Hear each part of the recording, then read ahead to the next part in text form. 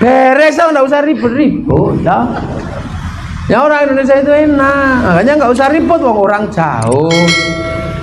Makanya karena kita nggak kenal Rasul, kalau sahabat ya assalamualaikum ya Rasulullah, sahabat ketemu lah, kita nggak ketemu.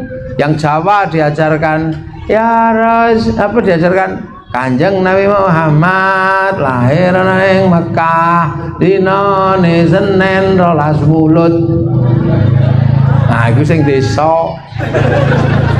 Sing santri ya biar kenal dengan Rasul diajarkan marhaban ya nurul aini, marhaban marhaban marhaban jandal Husaini, Allah marhaban marhaban.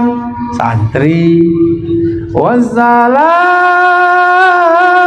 mustamirun kullakhini ada jandat. Santri yang muda, santri sing tua ya. Halo ya Nabi, salam alaika. Santri tua dan gitu. Santri yang penggemar dangdut di Indonesia ya diajarkan sholawatan cara dangdut. Ya Rasulullah salamun alaik dadadeng dadadeng ya Rabbi Asya. Pak Camat langsung bisa. Ayo Fatayyaji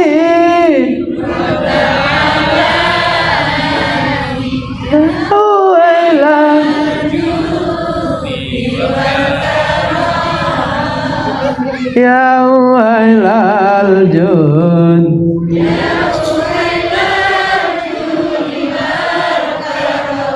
duhai senangnya pengantin baru dedeng dedeng lo penggemar dangdut dah. Sing orang Jawa ya diajarkan sholawat orang Jawa. Ya Nabi salam alaika, ya Rasul salam salam anggelia numpak. Nah orang Jawa. Nah kalau orang Banjar sholawatannya semangat. Ya Rasulullah salamun alaikum ya Rabbi asani wa daras Fatayyaji radal alambe ya uhailal jauh ya uhailal jauh diwal karom kota baru gunungnya Bamega orang Banjar. Islam yang di Indonesia itu indah dan riang gembira. Yang Sunda ya Rasulullah salam salamun alaik. Sunda eslilin ma cucu. Lu akhirnya orang-orang se-Indonesia mengerti apa sholawatan. Terus kedatangan Habib Syekh. Sholawatan coro Yaman ya hanana ya hanana ya hanana ya hanana Nabi Muhammad zalikal fadlu minallah.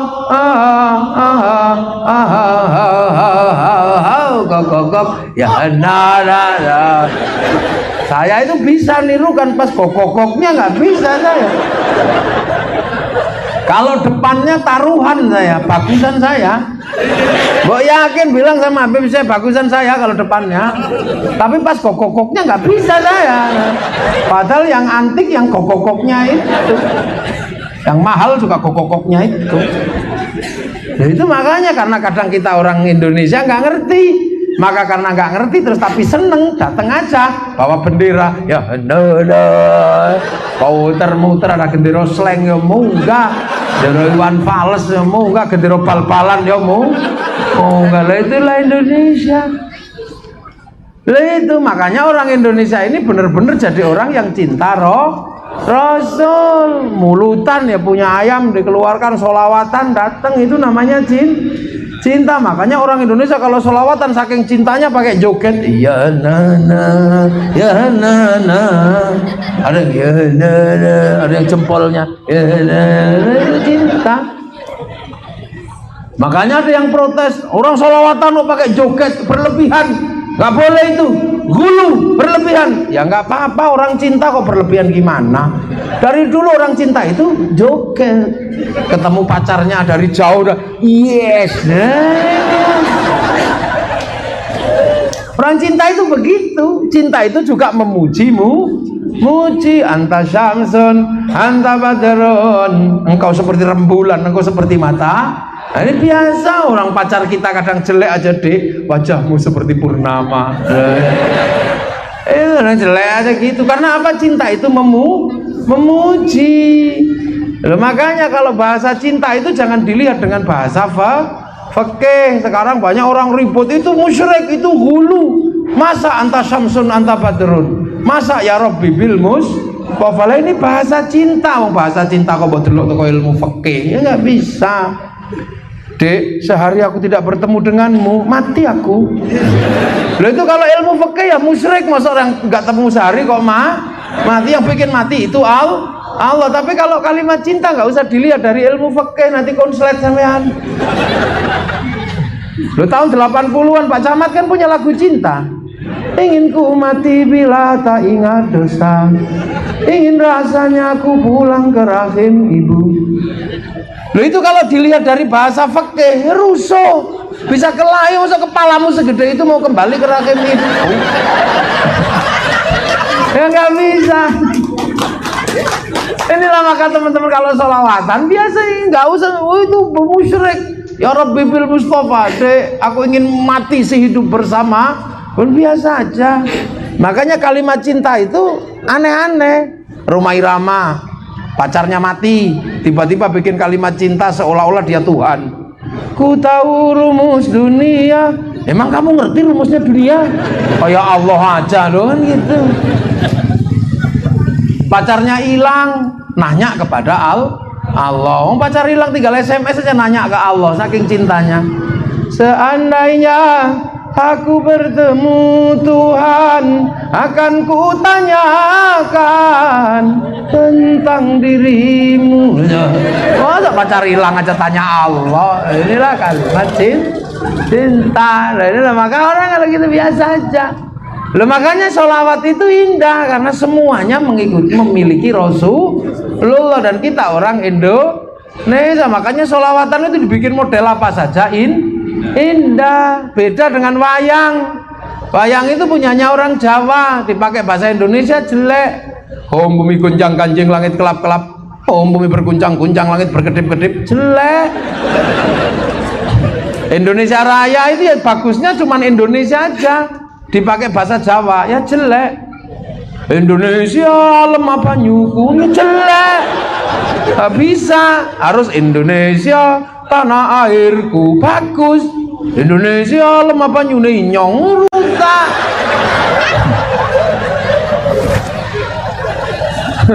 Adzan itu juga nggak bisa diganti-ganti. Adzan itu ya gitu aja. Hayya 'alas shalah.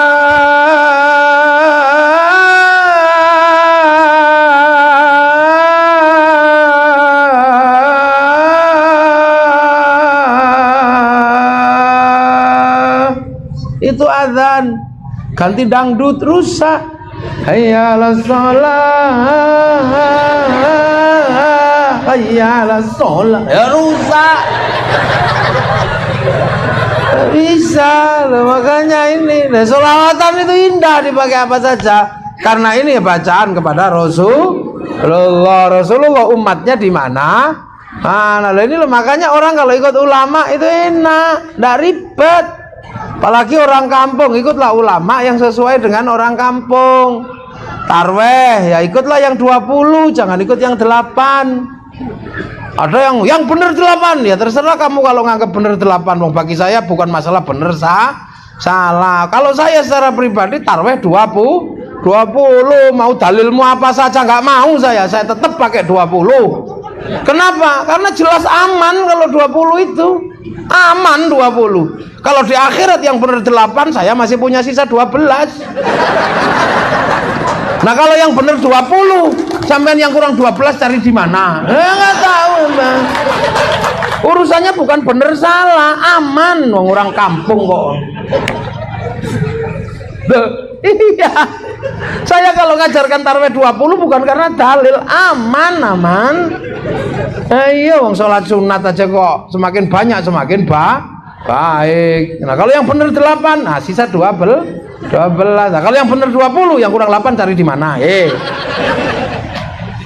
Ada orang mati, talqin, diajari. Nggak usah protes, nyampe apa enggak? Ya enggak ngerti. Wong perintahnya utlubul ilma minal mahdi ilal lahdi, dari gendongan sampai liang lahat. Nah, orang mati itu masih di liang lahat, maka talqin lah. Kalau ditanya nyampe apa enggak? Ya enggak ngerti. Nah, yang ngerti siapa? Ya yang mati itu yang ngerti sampai apa enggak. Nah, kamu kalau pengen ngerti mati yo nata talqin ngono kok angel. Urusan orang mati dibahas sama orang hidup ya enggak ada ribut ya. Makanya saya sih biasa-biasa aja. Ada orang mati di tempat saya itu kan suka ribut karena kalau orang mati itu kuburannya kan dikasih payung, kasih kendi, dikasih kopi. Itu musyrik. Kalau saya enggak, orang biasa aja lah gitu. Lo kok biasa gimana Ki? Lah orang Indonesia itu kan open sama orang tuanya. Sebelum mati nyalain lampu, bikinkan kopi. Begitu mati tiba-tiba terus gitu, waduh lah wong tua aku petengan neng kono piye. Ayo kan iso stres. Kalau tidak boleh, makanya bagi saya itu biasa aja. Wong itu main tombo kesel tok, tombo lego. Sesuknya seminggu kan leren-leren dewe. Itu nggak akan terus-terusan, seminggu capek bikinkan kopi. Setiap ditengok kok masih ada, loh berarti nggak diombe, oh yombe kok ditengok. Alah ya, itu kadang terlalu ribet, agamamu terlalu mumet cerdas. Saya biasa aja.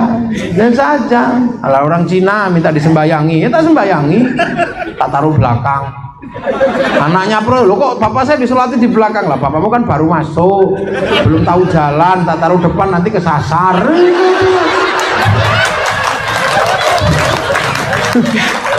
Saya ini urusannya di lapangan, banyak di tempat saya. Ada orang datang, Kiai, anak saya kemarin khataman di pondok. Pas itu tidak punya uang, terus gimana? Saya jual anjing, boleh nggak? Boleh. Ada yang perlu, Kiai kok boleh? Ya wis kadung. Biar besok dituturi sama anaknya. Tugas saya nuturi anaknya nanti pegangnya bapak memperbaiki bapaknya. Oh biasa aja di tempat saya, nggak usah pusing. Ini gitu aja lah, orang sekarang ribut sampai perkara takbir aja. Kalau saya lihat makmumnya. Kalau makmumnya pinter, takbir saya sesuka-suka saya. Tapi kalau makmumnya orang bodoh, Allahu Akbar, itu pasti ganggu. Imamku nyetop apa, nah kan ya bubar. Maka saya biasanya kalau takbir tak lihat makmumnya kok orang bodoh-bodoh ya, Allah Akbar. Udah gitu aja. Sekarang kan nggak peduli ada makmumnya orang kampung, Allah. Le makmum belakang ini matanya lihat ke sana ke sini, lu nyetop apa ya gitu, malah nggak khusyuk. Kadang ada orang sholat itu sekarang aneh-aneh, Allah Akbar. Lah ya wong tetanggane iki sikile cap salep 88 loh. Gatelen kok digrayangi, jangan. Itu kalau imam makmum yang sudah khusyuk sampai injak-injak juga nggak apa-apa.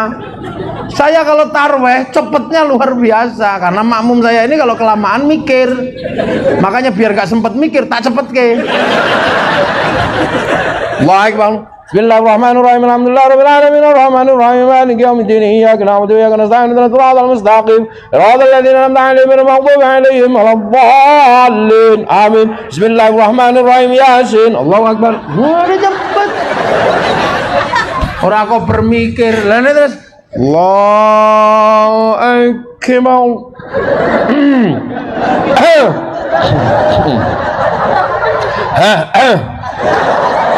Sing buri, ini apa ya iku?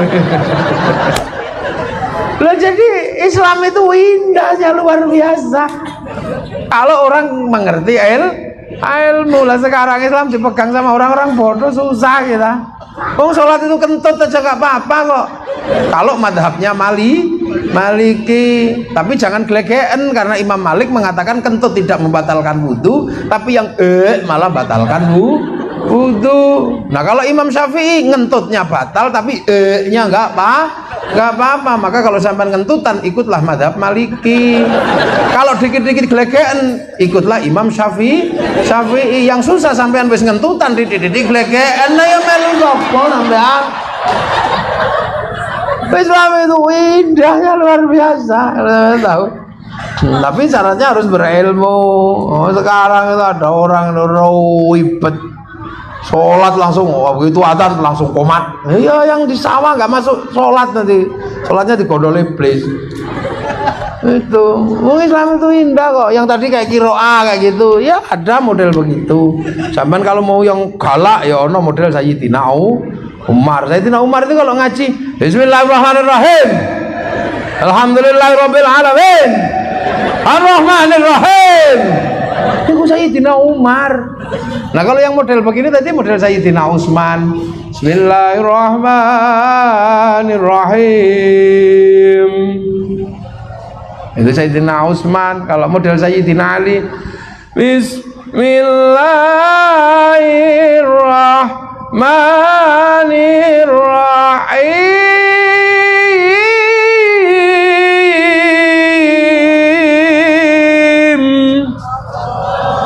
Nah, kenapa tadi kok gak bilang Allah yang pertama? Lah berarti gak cocok sampean. Kok angel, berarti sampean cocok model Sayyidina Ali. Tadi mestinya kalau sampean cocok Bismillahirrahmanirrahim, Allah, mestinya gitu. Nah ini loh kadang lembu Sayyidina Ali. Makanya pernah satu ketika ada sahabat ini datang ke Rasulullah. Ya Rasul, apa? Aku kangen. Kangen kamu? Iya ya Rasul, aku punya puisi rindu. Ku baca boleh gak ya Rasul? Boleh. Yang satu, Assalamualaikum, Assalamualaikum Zainal Anbiya, Assalamualaikum. Yang satu, aku kangen. Anta Syamsun, anta Badrun, anta Nurun, fauqa nur. Nabi yang nggak marah. Udah, kamu nggak usah. Udah, ini ambil burdahku. Dikasih selimut luriknya Rasulullah. Langsung saking senengnya dikasih selimut Rasulullah. Burdah itu maknanya selimut lurik. Lari keliling kampung, ye. Sama sahabat yang lain dikejar. Begitu ketangkap, kamu nyuri ya? Enggak. Nyuri ya? Enggak. Aku tadi ngelem. Muji-muji Rasul kasih ini. Masa? Iya. Besok begitu kita datang semua ya? Iya, kita datang semua, nggak apa-apa. Pasti Rasul senang. Akhirnya sekampung datang semua.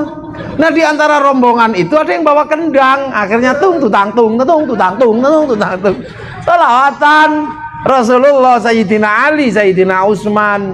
Lu tahu-tahu ada yang datang sahabat Umar marah. Ini apa tangtung ini bikin pusing aja, dipegang kendangnya, dibanting.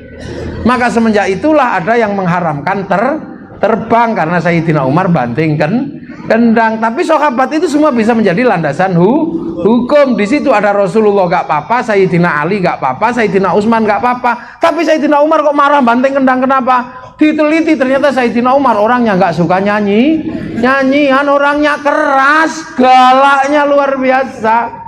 Itulah makanya terus kemudian banting kendang, ngajinya ya kayak terus Bismillahirrahmanirrahim. Sayyidina Umar itu kalau lagi khutbah itu nggak pakai tongkat, nggak pakai tombak, tapi pedang ditarik. Ittaqallah. Itu sak masjid mengkeret kabeh kalau udah Sayyidina Umar yang khutbah. Makanya kalau ada orang ini adalah dulu inilah Sayyidina Umar kobal, Sayyidina Umar kok Melayu, lucu. Ya ada kan? Inilah potret Sayyidina Umar modern yang ada di Indonesia. Begitu diuber polisi Melayu, Sayyidina Umar. Loh, Sayyidina Umar itu kerasnya luar biasa. Setan itu dengar Sayyidina Umar lari. Sayyidina Umar jalan ada setan lari, itu saking takutnya. Makanya Sayyidina Ali sampai nazar, orang kok begini kerasnya, kira-kira kalau mati ditanya malaikat mungkar nakir jawabnya apa ya? Maka matinya Sayyidina Umar kuburannya dikuping sama Sayyidina Ali. Tapi karena sama-sama keramat ya denger. So, malaikat mungkar nakir sopan. Assalamualaikum. Salam. Siapa itu? Mungkar nakir ya Umar. Ada apa? Dia mau nanya. Nanya apa? Ya marabbuka. Ya Allah. Nang apa lagi? Udah itu aja. Jadi lah ini mau kok keras. Nah, makanya Islam itu kalau zaman mau nyontoh silakan, nggak apa-apa. Mau adzan model Sayyidina Umar boleh. Allahu Akbar, Allahu Akbar. Allahu Akbar, Allahu Akbar. Itu boleh, nggak apa-apa. Silakan gitu. Kalau nggak dilempar sama tetanggamu. Siapa sih ngatan niku? Cangkeme suwek iku. Karena orang kita ini suka yang lembut. Bismillahirrahmanirrahim. Bismillahirrahmanirrahim. Boleh ada yang jawab. Itu. Wah. Wih, dari luar. Makanya sekarang ada orang nyontoh nggak mau lagu, ya nggak apa-apa.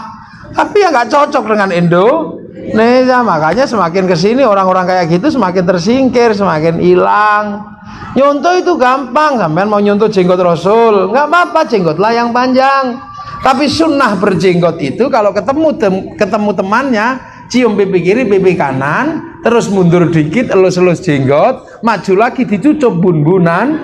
Itu khas orang Arab kalau punya jenggot, elus-elus gini. Lah di sini jenggotnya ada, elus-elus tonyol.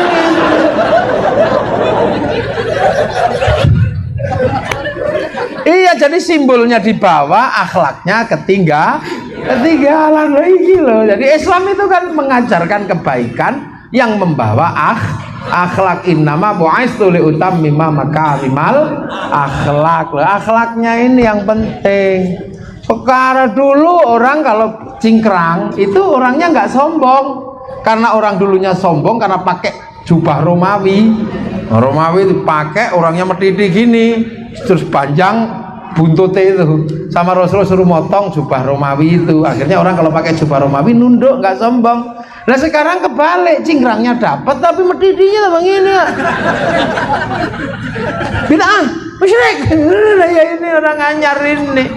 Cingkrangnya dapat, sombongnya dapat. Lah kalau cingkrang sombong ya Abu Jahal dulu begitu. Sama-sama berjubah. Tapi jubahnya Abu Jahal menghasilkan kesombongan. Rasulullah dan Abu Jahal itu bedanya bukan di jubahnya, di wajahnya. Rasulullah wajahnya basam, wajahnya tersenyum. Terus Abu Jahal wajahnya kayak wong kebelet ngising. Sehingga orang stres ketemu Rasulullah sembuh, orang sembuh ketemu Abu Jahal tambah stres. Nah sekarang dikit-dikit musyrik, ada orang kayak begitu di sini. Nah ono ya kok dikek kongkon urip dhewe nang pojokan kono. Nah inilah kita di Indonesia, umat Rasulullah yang jauh. Makanya ya alhamdulillah kita masih kebagian. Mari kita jaga perbedaan-perbedaan ini, jangan menang-menang sendiri, sing rukun. Karena perbedaan di dunia yang bangsa-bangsa yang suku-suku adanya di Indonesia. Di Arab tidak ketemu perbedaan bangsa dan suku, di Eropa tidak ketemu perbedaan bangsa dan suku, tapi di Indonesia orang ketemu perbedaan bangsa dan suku. Dan kekuatan bangsa karena kuatnya laki-laki dan perempuan, kuatnya laki-laki dan perempuan karena kuatnya manusia. Maka ya ayuhan nas, inna khalaqnakum min dzakarin wa unsa wa ja'alnakum syu'uban wa qabaila lita'arafu. Laki-laki ngerti perempuan. Gimana tadi?